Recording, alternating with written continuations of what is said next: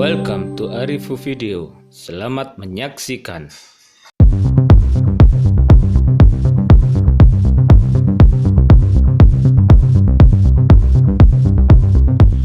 Assalamualaikum warahmatullahi wabarakatuh. Jumpa lagi di pertemuan ke-8 mata kuliah etika profesi dengan subjudul etika menggunakan internet. Sejak awal peradaban, manusia selalu termotivasi memperbarui teknologi yang ada. Hal ini merupakan perkembangan yang terhebat dan terus mengalami kemajuan. Dari semua kemajuan yang signifikan yang dibuat oleh manusia, sampai hari ini mungkin hal yang terpenting adalah perkembangan internet. Karena hampir setiap hari kita selalu menggunakannya. Bahkan beberapa jam saja kita selalu membawa atau berhubungan dengan internet. Kemudian kita akan membahas tentang perkembangan internet. Internet sendiri yaitu interconnection networking merupakan suatu jaringan yang menghubungkan komputer di seluruh dunia tanpa dibatasi oleh jumlah unit menjadi satu jaringan yang bisa saling mengakses. Dengan internet tersebut, satu komputer dapat berkomunikasi secara langsung dengan komputer lain di berbagai belahan dunia. Kemudian alasan mengapa era ini memberikan dampak yang cukup signifikan bagi berbagai aspek kehidupan. Antara lain yaitu 1. Informasi pada internet bisa diakses 24 jam dalam sehari. Itu bisa terbukti dampaknya bisa ada yang positif, ada yang negatif.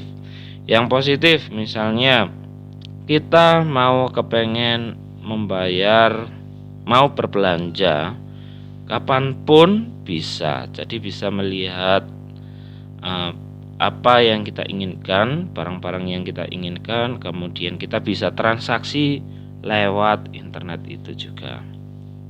Kemudian biaya murah dan bahkan bisa gratis ya. Kemudian kemudahan akses informasi dan melakukan transaksi. Terus kemudahan membangun relasi dengan pelanggan. Terus materi dapat diupdate dengan mudah. Kemudian pengguna internet telah merambah ke segala penjuru. Namun ini ada beberapa karakteristik dunia maya ya. Internet itu identik dengan cyberspace atau dunia maya. Nah, pernyataan dari Dyson tahun 1994, cyberscape merupakan suatu ekosistem bioelektronik di semua tempat yang memiliki telepon, kabel koaksial, fiber optik, atau electromagnetic wave. Hal ini berarti bahwa tidak ada yang tahu pasti seberapa luas internet secara fisik ya. Nah, kemudian karakteristik dunia maya menurut Dyson juga di tahun 1994 sebagai berikut. Beroperasi secara virtual atau maya ya. Kemudian dunia cyber selalu berubah dengan cepat. Dunia maya tidak mengenal batas-batas teritorial. Terus orang-orang yang hidup dalam dunia maya tersebut dapat melaksanakan aktivitas tanpa harus menunjukkan identitasnya. Kemudian informasi di dalamnya bersifat publik. Jadi bisa diakses oleh seluruh umat manusia. Nah, kemudian di sini pentingnya etika di dunia maya ya. Hadirnya internet dalam kehidupan manusia telah membentuk komunitas masyarakat tersendiri. Misalnya surat menyurat yang dulu dilakukan secara tradisional atau bisa melalui merpati atau kantor pos, maka sekarang bisa dilakukan hanya dengan duduk dan mengetikkan surat tersebut di depan komputer. Bahkan kita bisa bertatap muka secara langsung seperti kayak Zoom ya. Beberapa alasan mengenai pentingnya etika dalam dunia maya adalah sebagai berikut. Pertama, bahwa pengguna internet berasal dari berbagai negara yang mungkin memiliki budaya, bahasa, dan adat istiadat yang berbeda-beda. Kemudian pengguna internet merupakan orang-orang yang hidup dalam dunia animus, ya. Artinya yang tidak mengharuskan pernyataan identitas asli dalam berinteraksi. Contohnya nama akun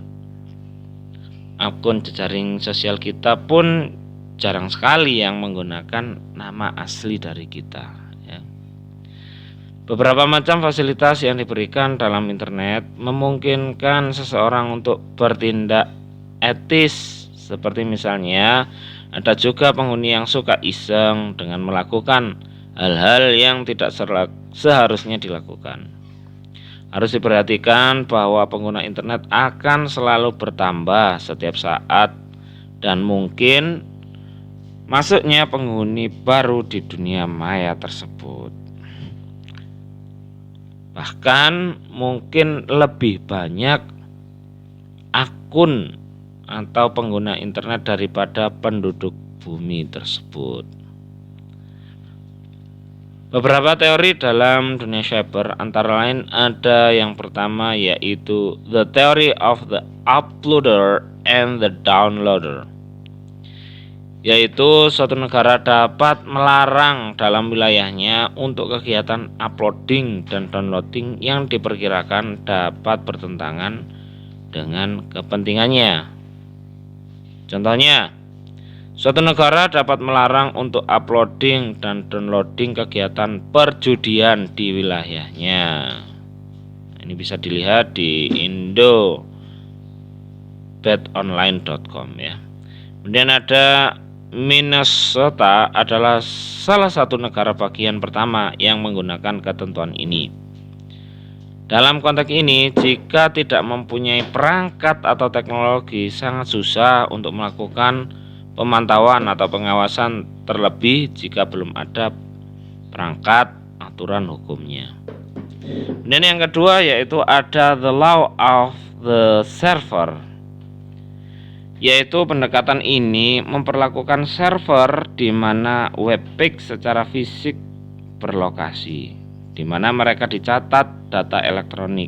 Misalnya, sebuah webpage yang berlokasi di Stanford University maka akan tunduk pada hukum California.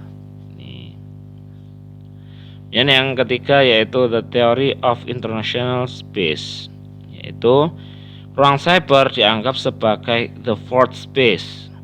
Analoginya tidak terletak pada kesamaan fisik semata, melainkan sifat internasional. Dan tidak ada ruang yang tidak tersentuh oleh teori ini. Semua tempat dapat dimasuki teori ini karena dunia cyber mempunyai karakteristik yang maya. Nah, kemudian dari situ semua muncullah istilah di Indonesia yaitu netiquette, yaitu contohnya etika berinternet, ya.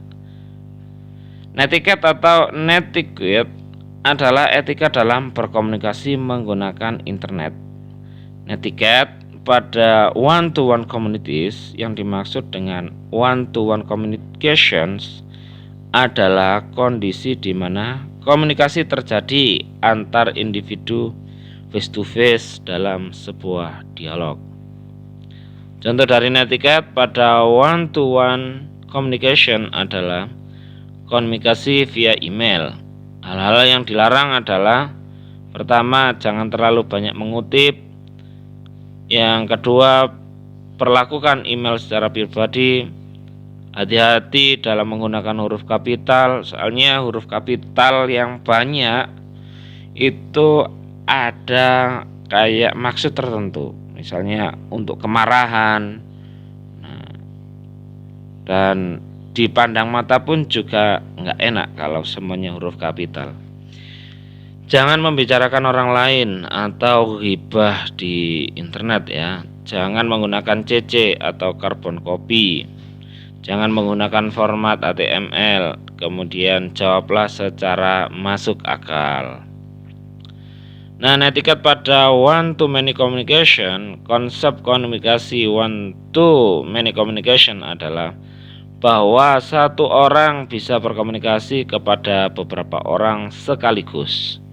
Hal ini seperti yang terjadi pada mailing list dan net news, atau kalau di Facebook itu namanya grup ya. Kemudian ada information service. Pada perkembangan internet diberikan fasilitas dan berbagai layanan baru yang disebut layanan informasi atau yang kita sebut information service. Berbagai jenis layanan ini antara lain seperti ada Grover, Wise, World Wide Web, kemudian multi-user dimension which are object oriented atau MOOS. Kemudian di sini ada pelanggaran etikanya.